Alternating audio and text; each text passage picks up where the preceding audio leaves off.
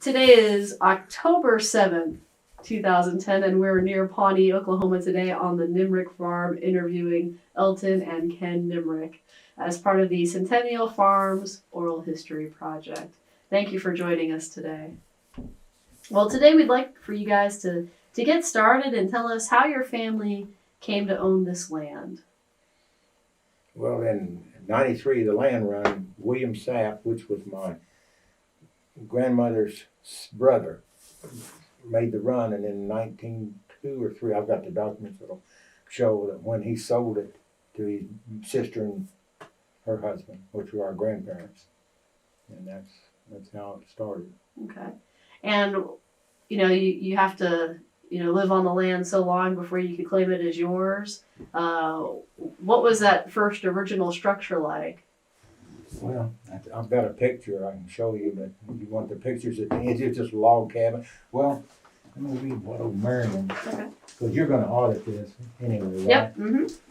I brought you a copy of a letter that my uncle wrote a few years before he died. It kind of summarizes this whole thing. It tells about, and now what was the question you asked me? Well, what was the original structure that they lived in to, I think it was 5 years they have to live on the land before they could go down to the courthouse and say. Yeah, I was trying to see what it said.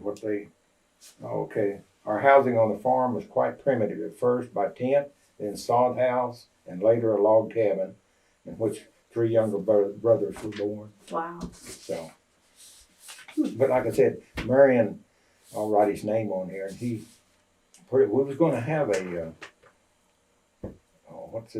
historical book out of Pawnee County 25, 30 years ago, and then it fell through, and so he wrote this kind of a thumbnail sketch of his life, in a sense, just kind of condensed, and we was going to put it in that, but it fell through, and so it didn't.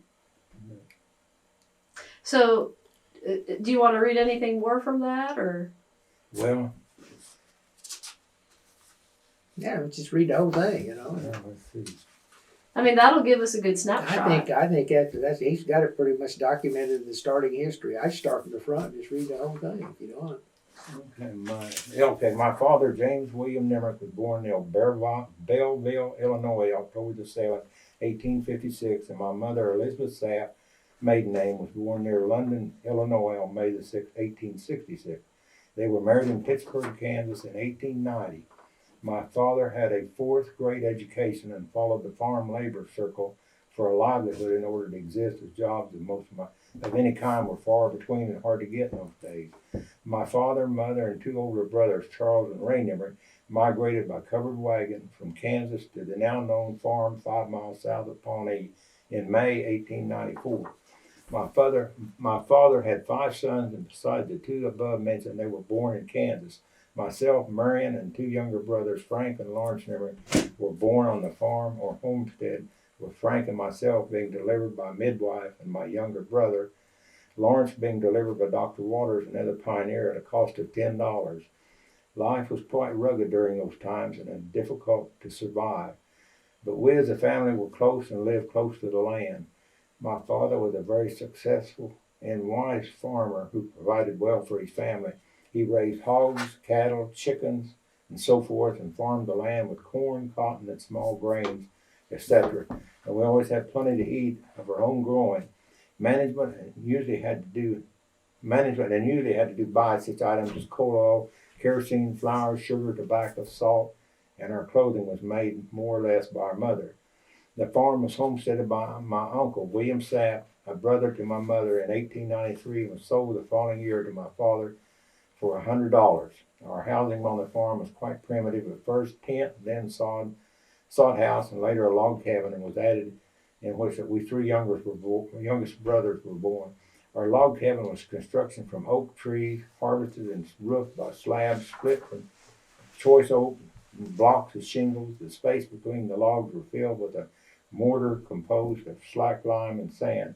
To keep this out of the had no such thing, and so we had outdoor privies, or we simply headed for the brush.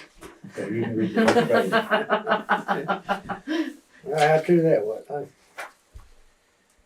I remember my father telling me as a young man that he worked in the fields or for $1 per day, and a man and team received $1.50 per day, and you could purchase a good pair of work shoes for 50 cents. We walked 2 miles and sometimes further depending on the weather to school, and in snowy weather wrapped gunny sacks around our shoes to protect from the bitter cold. I remember during my very young years, about 1905, our homestead was surrounded 100% by Indian land, and today it is bordered on 2 sides by Indian land. And about this time in my life, I would see a white person, except for my family, about once a month, especially during the time schools were not in session. But for the Indians, I saw them about every day while crossing our land from camp to camp. They say those were the good old days, or were they? Hogs were 3 to 4 cents per pound on the foot, and you had to haul them to Perry, as that was the nearest market at that time. Chickens were 5 cents per pound, eggs 5 cents per dozen, and sometimes not even sellable at all. And for 25 cents, you could purchase enough round steak to feed a family of 6. Yes, I remember Pawnee quite well, with its dirt streets and the lamplighter, whose duty was each evening to lower, clean, and repair the lamps and raise them by cord or rope to the proper street height. I also remember some of the old merchants, such as the I don't know what this, Old Pooch, General Merchandise, Wise Grocery, Cass Department Store, as well as many others. That's some of the early local stores in the city of Pawnee. After the death of my parents, it was owned and operated by my younger brother, James Lawrence Bill Nimerick, who is our father. James Lawrence was born January the 2nd, 1908, on the homestead. On December 31st, 1931, Bill married Elma Mae Sneed, who was our mother. To the homestead, they added an extra 80 acres of adjoining land. They also raised 3 boys and a girl, Elton W. Nimerick, Kenneth H. Nimerick, James L. Nimerick, and Shirley J. Nimerick. Bill and Elma, who was my mother and dad, lived on the homestead until the time of their death. Our homestead or farm has been owned and operated for nearly 100 years. Presently is owned by my nephews, Elton and Kenneth Nimerick. I have a copy of 2 documents concerning the conveyance of title of our farm, one signed by Teddy Roosevelt and the other signed by Glover Cleveland. This story was reported by Marion Nimerick, Chowchilla, California, the only survivor of the 5 Nimerick brothers. He was the oldest, and he lived a long. No, Charles was the oldest one. Yeah. And all the younger ones died before he was 95 or 96, something like that, when he passed away. Had a good life. So, both of you were born on the farm? No, I was born in Selma, California. I was part of the results of the Grapes of Wrath. Oh, okay. Yeah, there was a period of time that we didn't live, or my parents didn't live on the farm here. They sold all the livestock and all their material goods, except they kept the land and the house and everything else, and they tried their luck in California. And I was born in Selma, California in 1937. And how long did they stay there? Not too long. I would say 3 or 4 years at the most. Yeah, because they was probably back here by 1940, 1939. Yeah, it wasn't quite what they thought it would be out there. And they figured it better off back here trying to survive on this land, and that wasn't home to them. So they moved back to this area. And Elton, were you born on the farm here? Yes, I was born in that bedroom back there. I'll show you pretty soon. It's a den now, but it was a little old small bedroom. And in what year? February the 11th, 1935. Okay. Well, both of you probably have memories growing up on the farm. What do you remember from your childhood? What were some of your chores? Well, milking. We had my dad always had pigs, man, I'll tell you, and he loved to raise pigs, but he had plenty of help. He had 3 boys around here, see, and so Yeah, there was always a lot. My dad had one philosophy: if you kept them busy and they were tired in the evening, you didn't have any problem with them going to sleep. So he did very well at implementing that. And like I said, we cut our own wood or firewood. Our house was heated by wood, and I mean everybody had chores to do, and it usually ran from time you got up in the morning and during the school year you left for school. By the time as soon as you got back, you started into the evening chores again. It's just pretty much labor intensive. And a far cry from today's society, that's for sure. Well, during your early days on the farm growing up, what were some of the structures on the property? Well, the barn was here, and there was a corn crib right south of the house. It sat down here, but it fell down several years ago. And then it was a chicken house. We always had chickens. We always had eggs. And I can remember my mother actually candling the eggs and grading them before she took them to town. And all the grocery store had to do was just put them out in the counter. And the egg was already graded, And then it was a little chicken house out here. Yeah, that's where we'd get the baby chickens. That's where we started because it was small. We could put heat lamps, back when we got electricity. This facility, this farm didn't have electricity until 1949. That's when the REA, Indian Electric, laid their lines in here, and that was a significant improvement to the way of life, I tell you. The first thing my mother did, she went over to Jennings, Oklahoma, and bought an electric range. And she cooked on wood up till then. That was part of my job, was cutting the kindling. But she bought one of those, and there's never been anything but electric in this house since they put it in. So. And what about you had an ice box? Yeah, we had one of the first Cervell kerosene ice boxes. It used to sit right there in the corner, and we was really uptown because we had ice cubes. But it was, and I've still got some of the old trays, the porcelain trays that came out of it. But it was one of the first Cervell kerosene ice boxes. It had to be about 1942, somewhere around there. We was living here. Before then, we had springs over on the schoolies, and we put our milk and butter in a gunny sack and put it down in the water. And that's where we kept our milk and stuff. Because we wasn't going to town and get a block of ice. Well, since we're on, kitchen appliances and your mother, do you have a favorite meal she used to cook that brings back fond memories? Fried chicken. Well, that makes me have to ask this question. How did she slaughter the chicken? Everybody seems to have a different technique. That was my job. Was it? I was the head man and helping her, and I could cut up a chicken pretty good when I was 10, 12 years old, Well, walk me through the process. What would you do to the chicken? Well, I usually pull the head off, and I'd have chickens running around the yard out here. My mother would be hollering, "Stop, stop, I'm out of water." But she said I can't scald them and pull the feathers off of them, But yeah, we always kept chicken in the ice box in the spring and the summer. It'd be nice to get a chicken like that now at the grocery store. Weighed about 2.5 pounds, something like that. Instead of these old big 4-pounders, it's got some globs of fat on them. But no, that was part of my job, was to help her process the chickens. And anything else you really enjoyed that she cooked? Well, she'd never bring us to the table of the morning until she had a stack of homemade pancakes. They'd be almost as big as a plate. Of course, she made her own syrup too. And so, because we had 3 boys and Dad, well, you better have a pretty good size stack when you bring them in there, because when you blew the whistle, it was time to. The table etiquette, was pretty swift. Everybody had a fork, and everybody had a good appetite. Let me put it that way. Did she have a garden? Big garden. And what would she grow in the garden?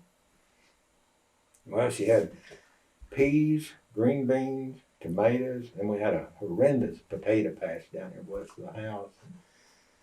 One time, she didn't think I was running the double shovel right through the potatoes, so she said, she said, "You get on the double shovel and I'll lead the horse. Well, no, it was reversed. So I led the horse too fast and she couldn't keep it in the row and it was out jumping in the potato row and she was throwing clods at me. But yeah, I made up my mind I wanted to stay on that double shovel, you know. So she said I wasn't doing it right. So.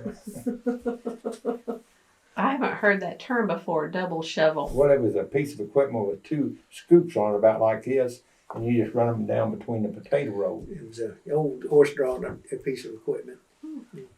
Yeah, there's listers, you know, you probably heard of a lister. I've heard that. Yeah. What about Go Devil? Have you ever heard of it? No, I haven't heard that. That had 3 blades on each side, and you know, we always planted our row crops with a lister, and so you had your deep furrow.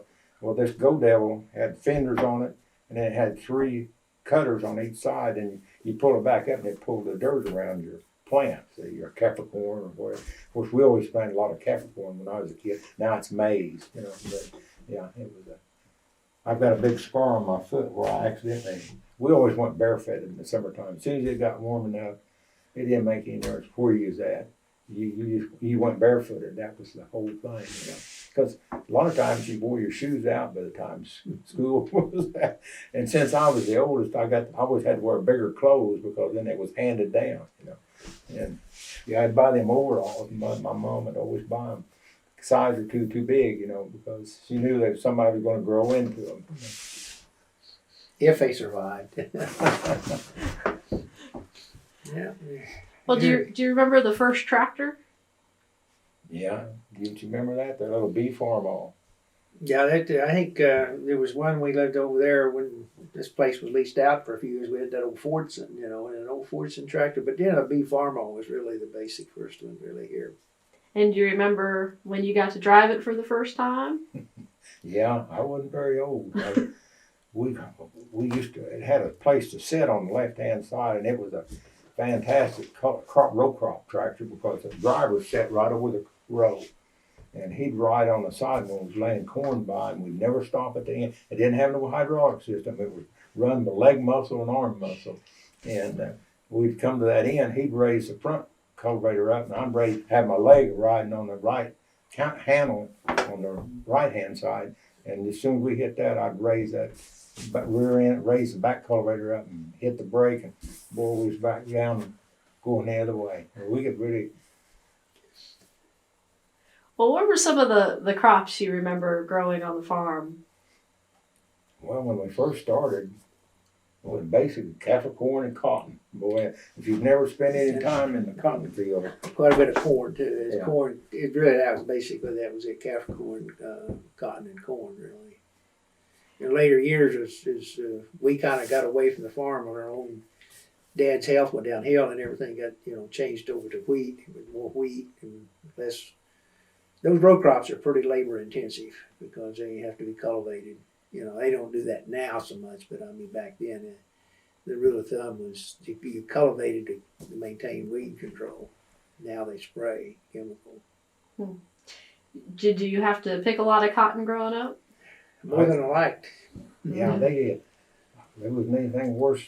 I guess you get kept out of school for a couple of weeks in November, so we could pick the cotton. And then down here west of us, so we had 10-acre patch on the Indian land, and on about Thanksgiving, my dad pretty well got most of it out, and he said, if you boys want to snap that, he said, you can have it. And so we went over the whole 10 acres, and we got enough to buy that Remington bolt action 22, and I got it up there in the closet. But yeah, and man, we shot more squirrels with that thing. But I was going back to the cotton. In June the 9th, 1943, our sister was born.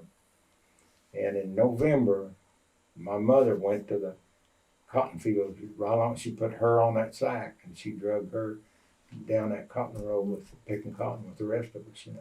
So that's why these older farm ladies like this was just wore out when they got older, up in their 60s, 70s. Most of them didn't make it to 70, but they were just literally wore out, you know. And they worked hard. Tough life, yeah. She started her day in here in the kitchen, and she finished it in here, and whatever come in between, you know, that was just added on.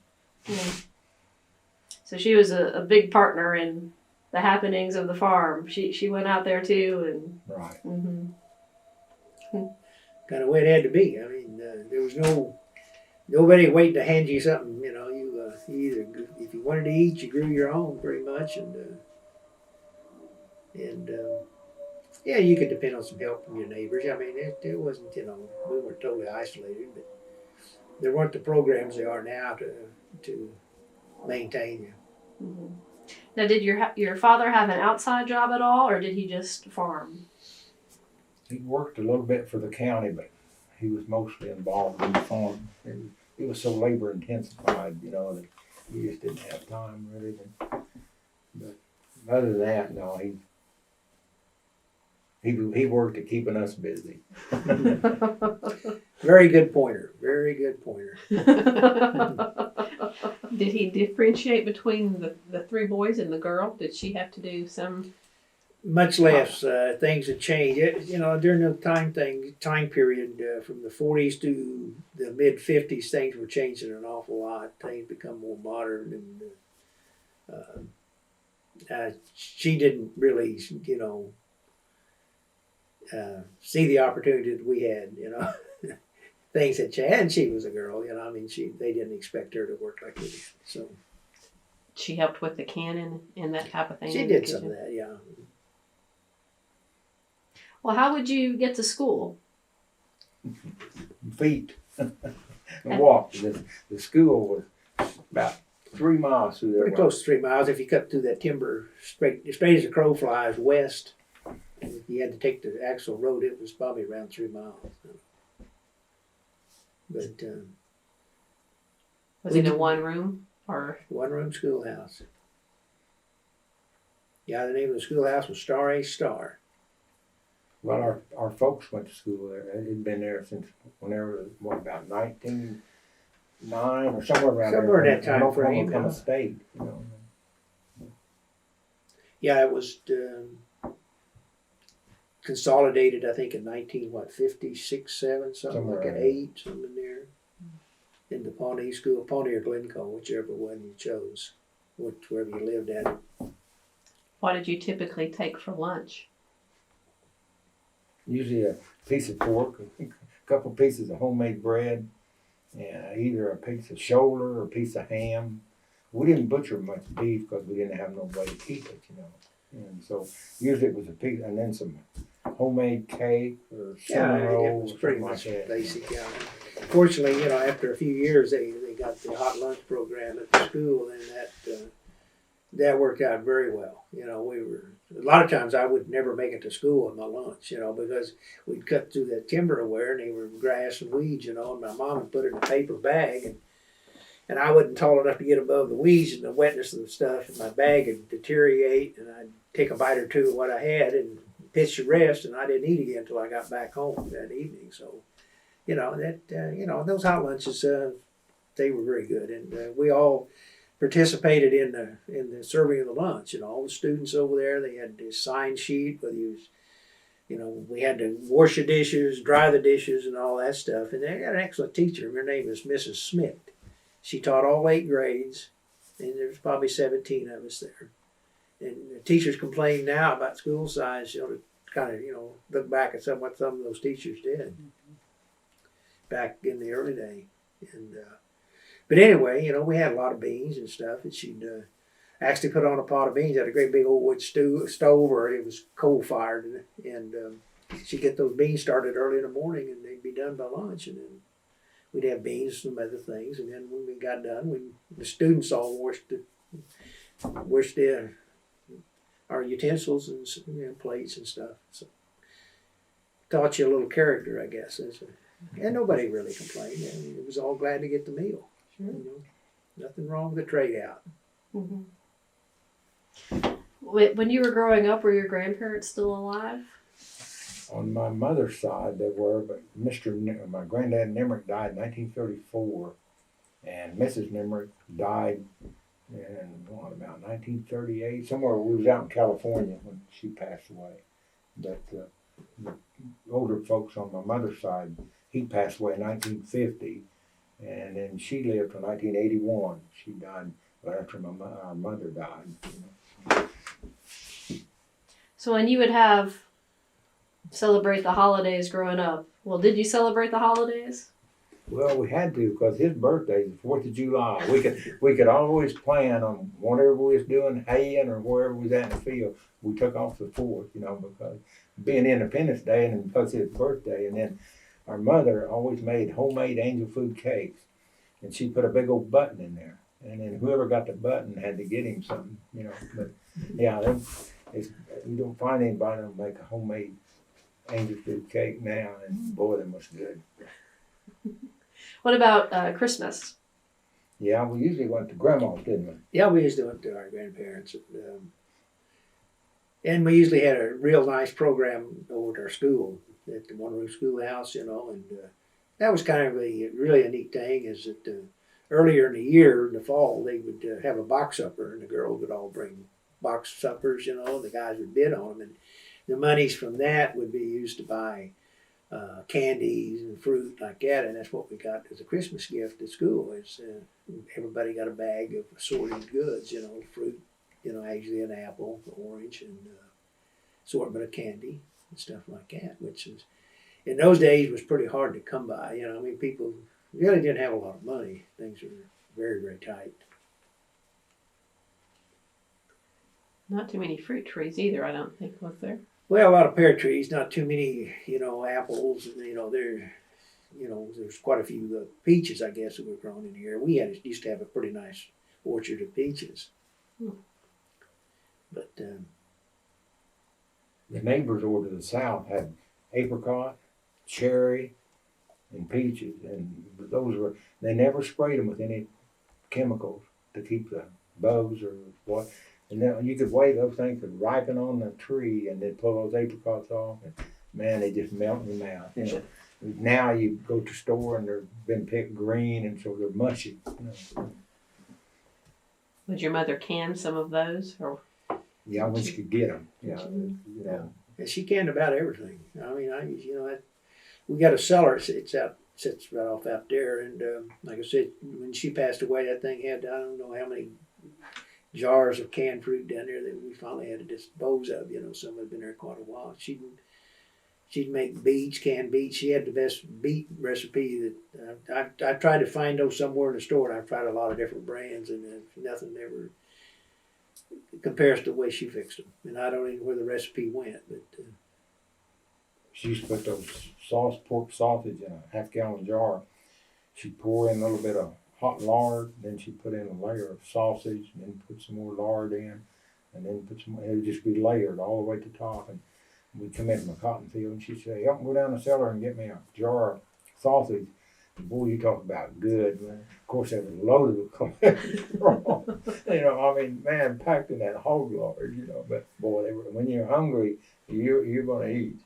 Well, you work it off too, though. Oh, yeah. in those days, quite a bit of difference back then. Yeah, as everybody was so physical that you could eat those high carb, high fat meals and never gain a pound. I was a pretty skinny kid. You wouldn't guess it, but now, but anyway, when I was growing up, I was definitely not overweight. Well, in the farmhouse, where was your bedroom? Upstairs. There's two bedrooms upstairs, and then in later years he added this room here, and he added a room on the back, and then he added anything west of that partition up there has been added. We had a separated room that's out there where we processed the milk, and then it just kind of when he did the expansion, he just kind of kept going west. Well, how would you stay warm in the winter? Big old wood heating stove in there, but upstairs there was no heat when we slept, so it was pretty much the same. Just about probably the same temperature it was outside, and you used a lot of blankets. We put it that way. There's been times water buckets set right there about where that microwave is, and on the real cold winter nights, you get up the next morning, you had a wooden bucket, and you'd have to take the dipper, and there'd be a skim of ice on it. How cold it got in the house, There was no insulation in these houses, windows, they had cold air, and they'd always fill the stove full of big chunks of wood before we go to bed. But at 4 o'clock in the morning, that was pretty well burned out, But Yeah, it was pretty cold, but you get acclimated to it, and so Yeah, it's amazing. You do really, and your body can do some amazing things with hot and cool temperatures once you get acclimated to what you're living in. Did she make the quilts or the blanket? Or Yeah, she did Okay. that. yeah, she had the same living room suit for years. The younger boys fought all the time. They were about the same size, so it wouldn't be nothing to see that the van go over backwards, because they. Rough and tumble is the word. But she took us. She became a member of the women's home demonstration, and she learned how to tie those springs. And she turned the van up, and she went through there and retied all those springs and attached them to the frame, just like a new one, But like I said, my dad always bought farm equipment. She didn't get to buy nothing in the house, So, but yeah, it was tough, But so she belonged to a homemaker club then. yeah, she belonged to this home demonstration club. And she really enjoyed it because they got a lot of information up there. Yeah, I think your county agent was run too, and then they had, I don't remember how many years ago they started putting the women in there as home demonstration in with the county agents, So. But do you remember county agents coming out to the farm? Yeah, I can remember the county agents coming out and looking over the crops and making recommendations. One of the big things was my dad was one of the first ones to terrace all these, and all this land it would grow row crops, so the erosion was terrible on it. So he was one of the first ones. Even the school lease over there that we lived on, he had it terraced, and so he was one of the first ones in the county that went after the contour farming, hold that water. So. You've mentioned school easement a couple of times. Is that extra acreage added to your 160 or what? There was 161 acres of school land. It sits there where the Long Chimney Lake is now. It's on the east side of that. My grandparents had leased for Since statehood. and that was a place that when we came back from California, this property here was under lease. And they went out there, and their lease wasn't up, so we lived over there, and that's what we were talking about. We lived on that school land for probably 3 years, something like that, and then the lease came up on this, and we moved back over here. So they owned a total of 160. Right, there's Initially. 160 acres. There's 160. Then, as Elton said there, they added another 80 down here. About what, 2,000? Yeah, I had to look at the paper and see what it Yeah, is. something it's written down, but. The state of Oklahoma set aside so much land in every area of school land to support the school, so they would 4 quarters of school land over there, weren't they, in that block? I believe it was, yeah. And then my grandmother and granddad had that 1 quarter, and we lived on it. But most, the thing I really have a problem with now is back in the 40s, there was almost a house on every quarter, and everybody had kids. And now, in the early 50s, they started, people started moving off. Yeah, that's probably true, yeah.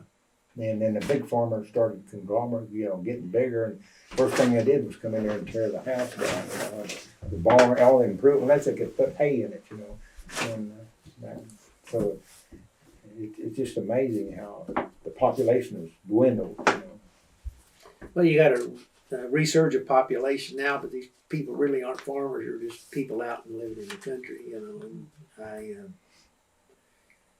that's fine, Everybody's got the right to live if they can afford it where they want, And but it's different. It's like farming now. It's not like it used to be. The main difference now is people don't buy their milk and their products, that we used to raise, and so. Big difference there, I guess, is that we were self-sustainable, and now people have to go to the store to be self-sustainable. So. Well, you mentioned the terracing on the farm. Did your father institute any other improvements build ponds. Yeah, he had several ponds, and also he was big on the Bermuda grass, taking Oshari Hills and going back with Bermuda grass. And then he gradually got rid of his farmland, bought more cattle, and so he was. Yeah, I'd say that was a major trend probably starting in the 60s was his health started failing and we were working elsewhere, and it's converting all the tillable land to Bermuda base, and instead of having, crops, then you went to more beef,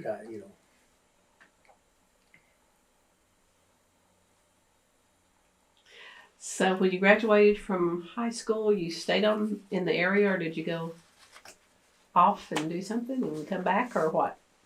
Well, I went up to Tonkawa and went to Northern Oklahoma Junior College for 2 years, and then I guess I considered I got all I needed after 2 years, so I started working again, and I never did go back. So after it was probably 7 or 8 years, I went to work for Conoco, and I worked for 30 years for Conoco up there, and then fortunately I was able to retire, but I had to put enough money aside, that I could retire, and so 12 years. Well, I kind of followed him up to Northern Junior College up there about 3 years later, and like I said, my primary interest when I went up there, I was a jock. I was a pretty good ball player, and I played football for 2 years up there, same as Elton. Elton did the same, and of course my grades weren't one of my strong points, but I did like chemistry, and I laid out for a few years, and I went down to Central State and finished my degree in chemistry, and then I went to work for Dowell, and it evolved in Dowell Schlumberger, and I spent probably about 36 years, maybe a little longer, working as a research chemist for them. So, had a good career. So you had no desire early on to continue the farming? Oh, well, I loved it, but I realized that if you couldn't start with several hundred acres, you might as well forget it. Yeah, I worked for a farmer up at Tonkawa quite often, and because they was tickled to death to get somebody to work, because it's the same way today. It's hard to find people that'll work, and know how to wire something together or something like that to keep on going. But no, I would have loved to. I've been broke though, because I'm a bad habit of putting money back into the land, and boy, you better be making good money, Bill, because since we've been running this, we've added 3 ponds. That's what we do. Anything that's made off this, we put it right back into the land.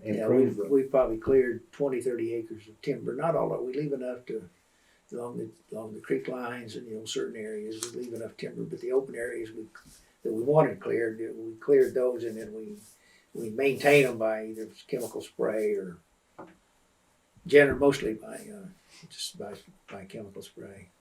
Well, what year did the farm come back into your hands?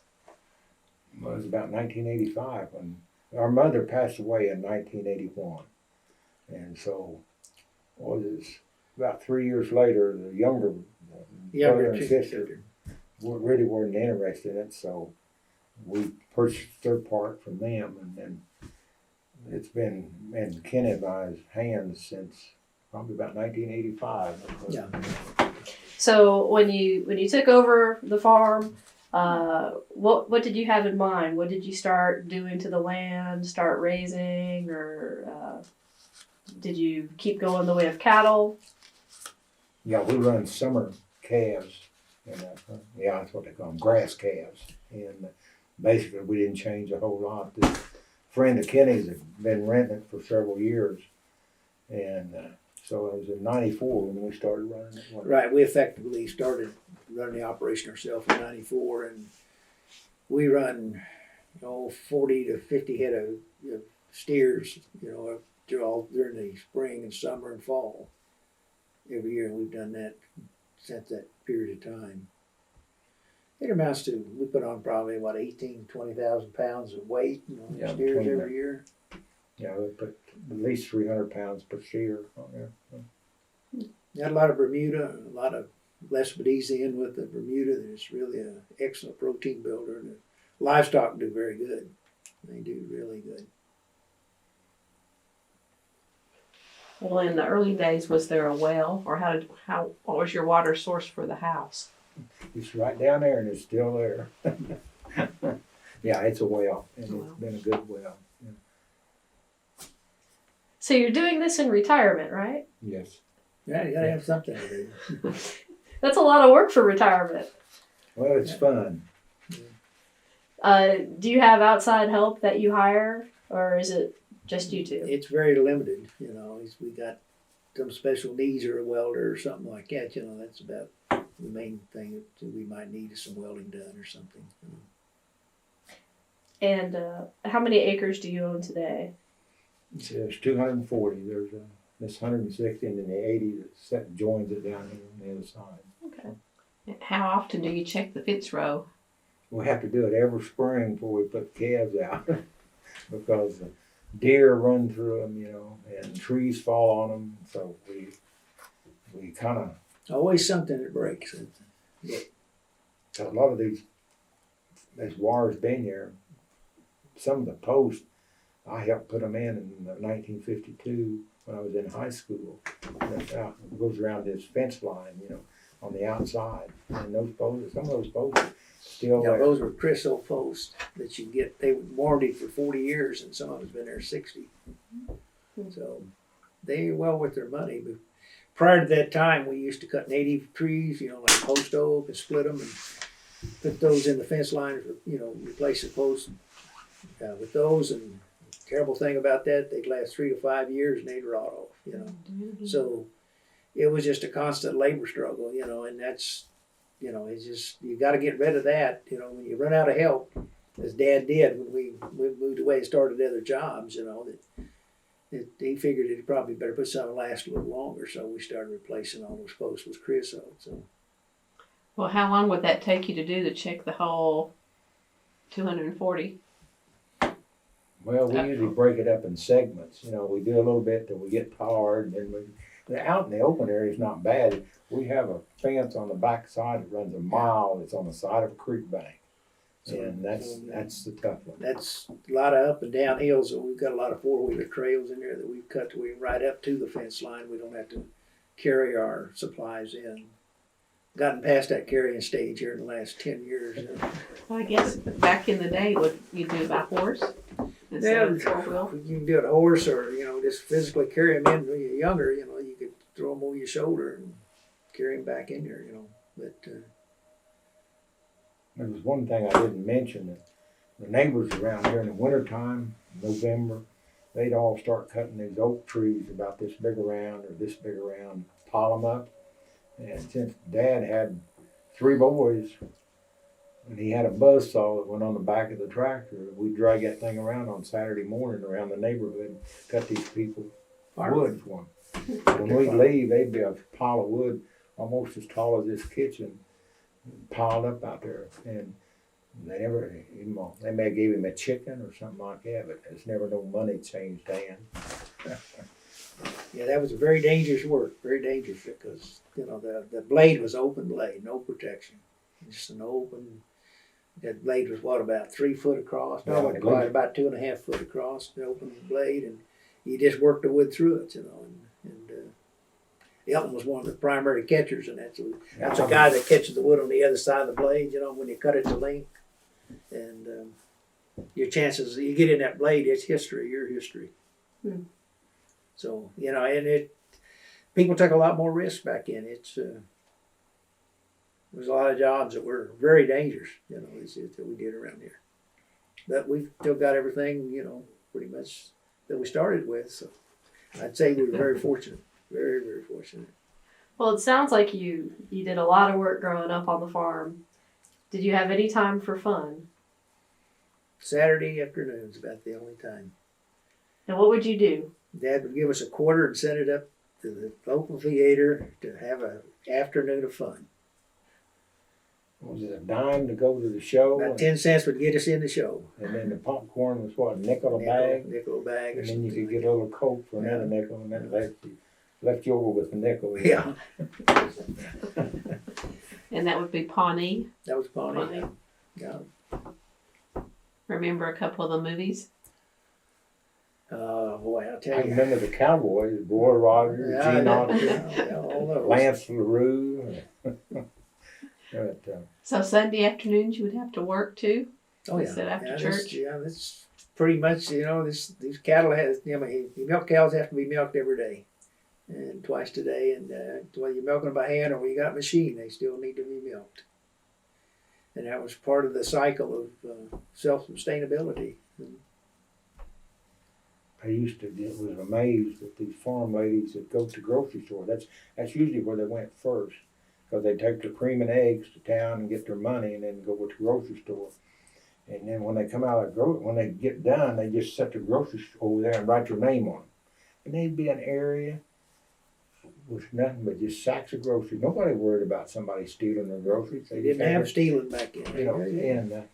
And then they went to the dime store, the dry goods store, if they needed something else. But about 3 o'clock in the afternoon, those farm ladies would start going back to the grocery store. They'd have their husbands drive up in front, and they'd carry the 2 or 3 sacks of groceries out and head back to the farm. Do you remember any hobos or gypsies coming through?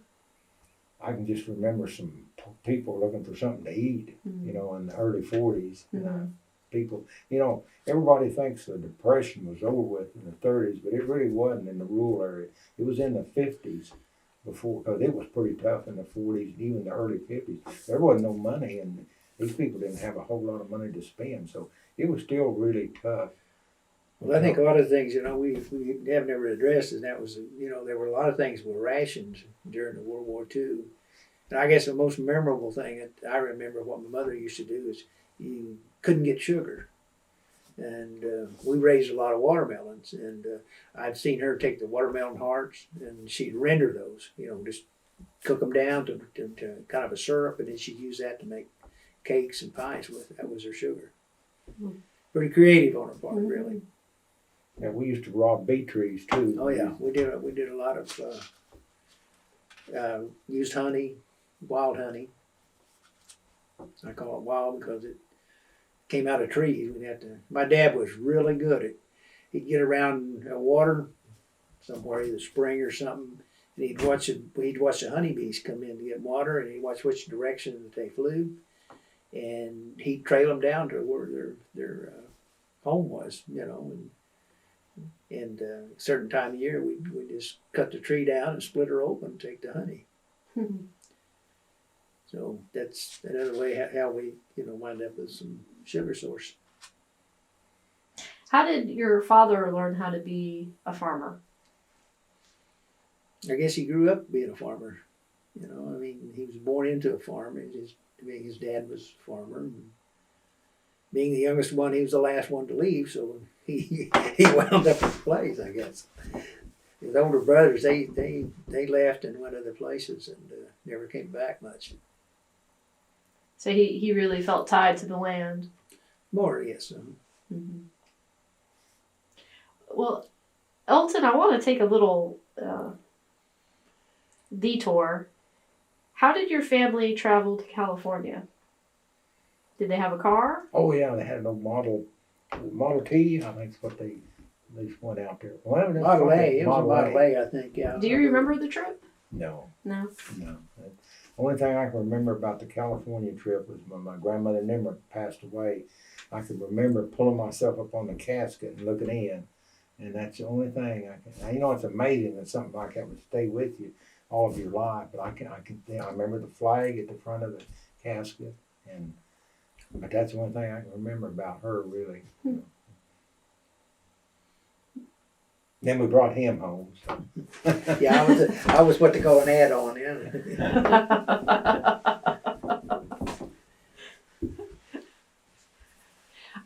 Well, and your mother sewed. Did she have a trundle, foot pedal? Yeah, foot pedal. Foot pedal. Yeah, and singer foot pedal.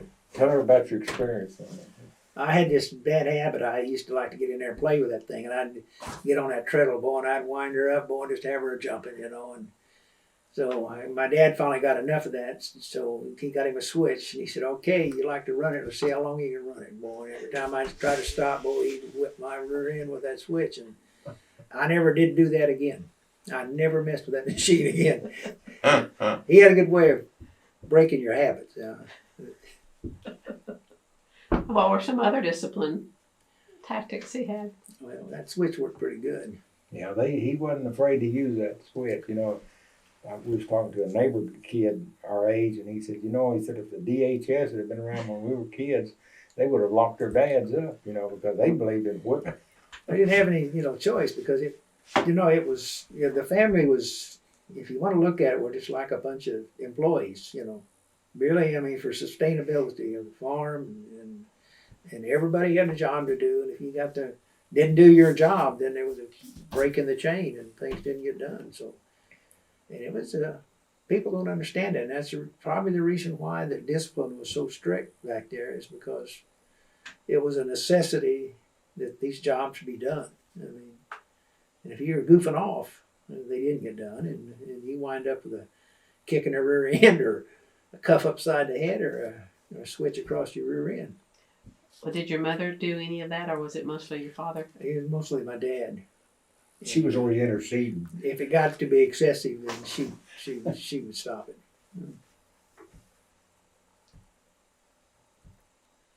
Did she make homemade ice cream? Oh yeah. And we always had to wait till winter time to do it. We'd go down to the spring over here up north of us and carry back a couple of 5-gallon buckets of those ice.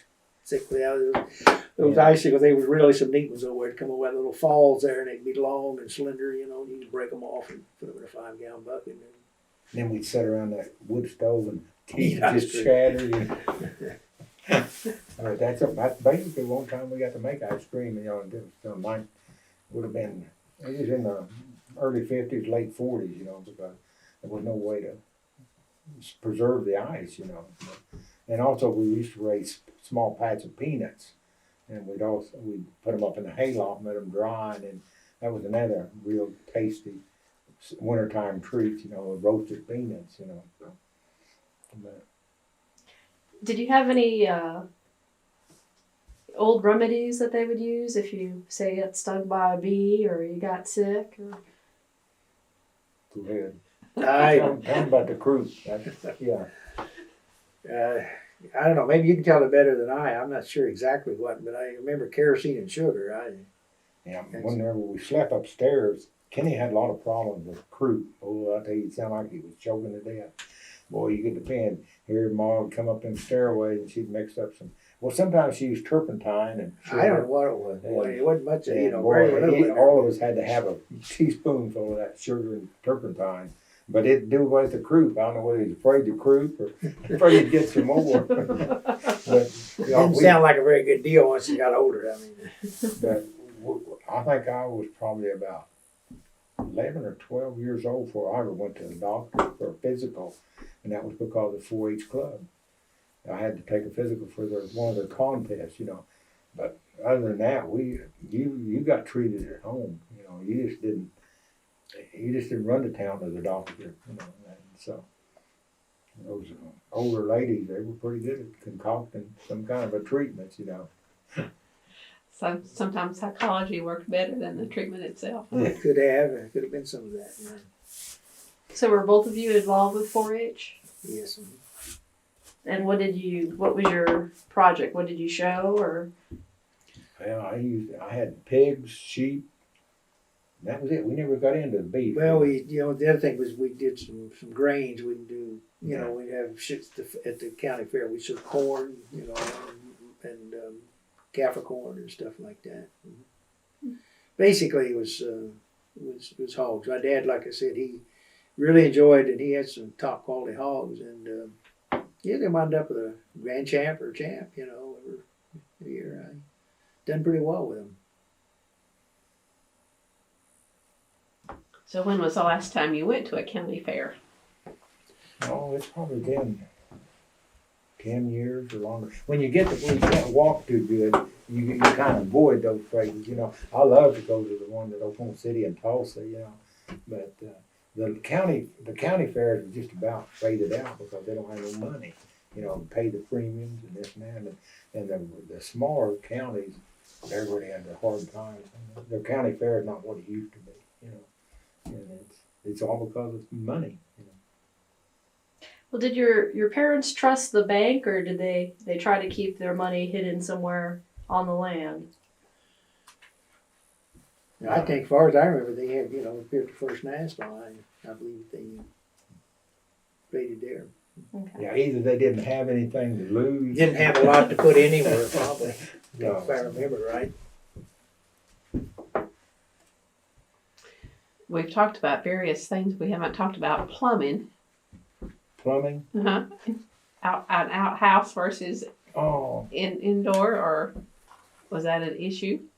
what was it, 1957, 56 was when they put water in the house? Yeah, I think, it was pretty much outhouse until 57, so, yeah. Yeah, we were away from home then, see, and Shirley, our sister, she was growing up, and he felt like she needed a place to take a bath, and so he put Other than a galvanized tub.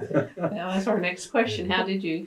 Yeah, what number tub did you use? I don't know, it was that long, but it wasn't as big as this table, but it's one of those oblong ones, And since I was the oldest, I always had to carry the water.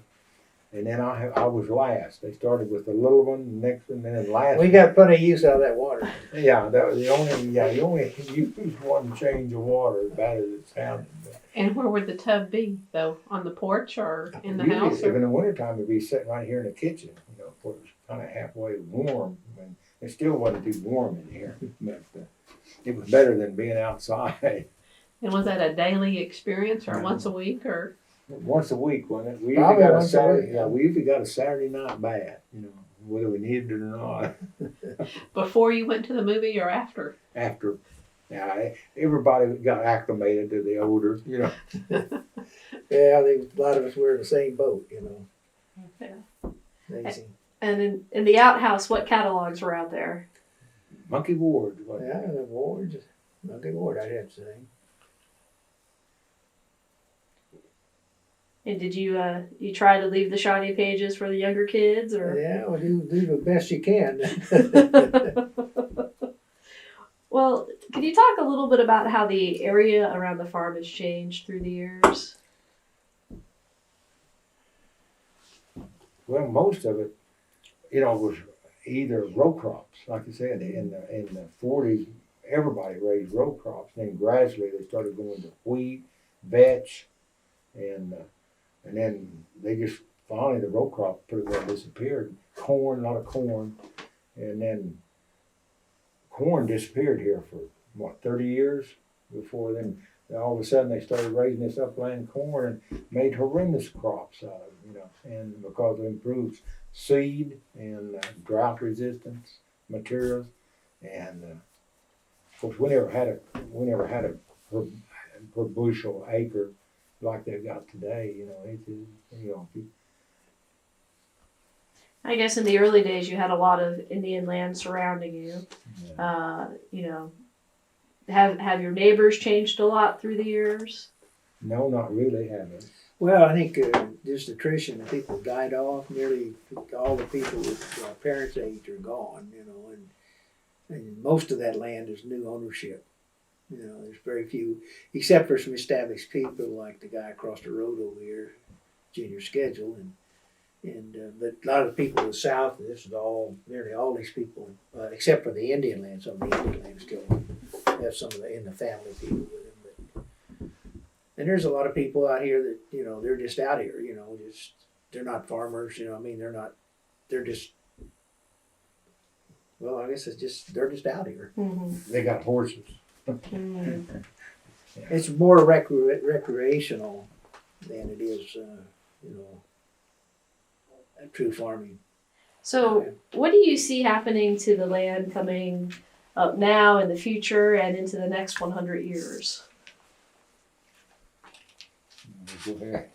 It's definitely, I think we talked a little bit about that earlier, is that I think the next generation probably don't have as much, desire maybe to maintain as what we did, because they don't have the time, or didn't spend the time on the land actually during his time it was developing, So I don't know. I have mixed emotion about that.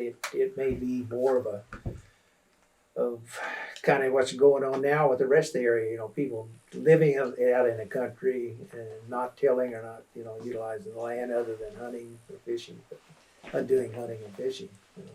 What do you see happening to the Nimerick farm in the next 100 years? I really don't. I wouldn't even want to speculate, really, because I just don't have a good feel for it. Do you have kin or that you plan on leaving it to, or? Yeah, I have a boy and a girl that I plan on my share being, you know, left to them. Yeah. And are they interested in the farm? Or? Well, they are, but they're away from here, so. Okay. Yeah, I have a daughter, and I'll be leaving my part of it to her. She's the next in line, you know. So, and I think they realize that we would like to see it kept in. Yeah, that's our input, or I mean, that's been my input anyway. That, you know, it's been 100+ years, you know, and it would really be nice if they kept it in the family, you know, for some time later. And they all love to come up, you know. I mean, everybody comes here just love. There's plenty of fishing, and you know, we got plenty of really neat ponds and some pretty good hunting, and you know, but just to get out and drive around over the place, it's just really, to me, it's invigorating, you know, just especially sunrise and sunset. It's just a beautiful place to be. Well, in a few more years, you know, it's going to even be less isolated because people moving from the heavy populated area.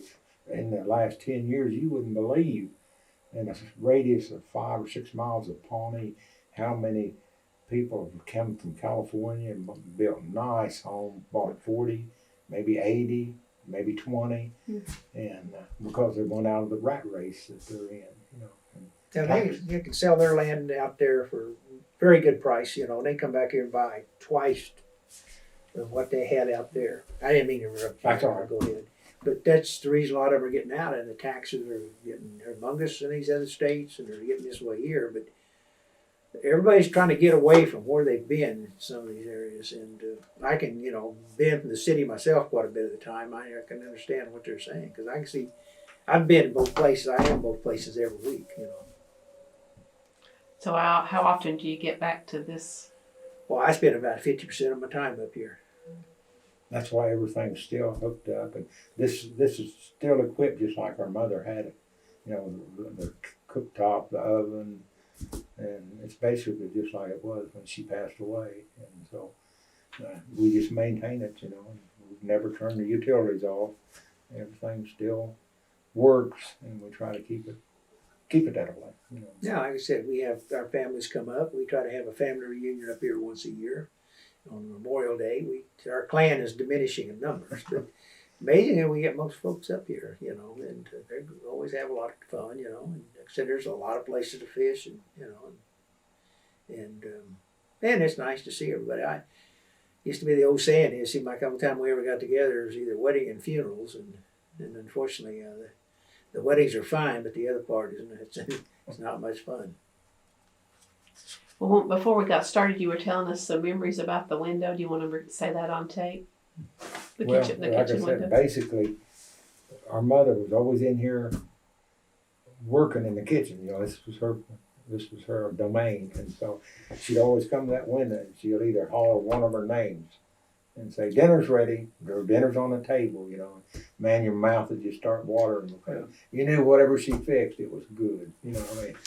Very fine cook. She really perfected her, and like I said, belonging to the home demonstration club, she learned a lot of new techniques, you know, and so she applied them, you know.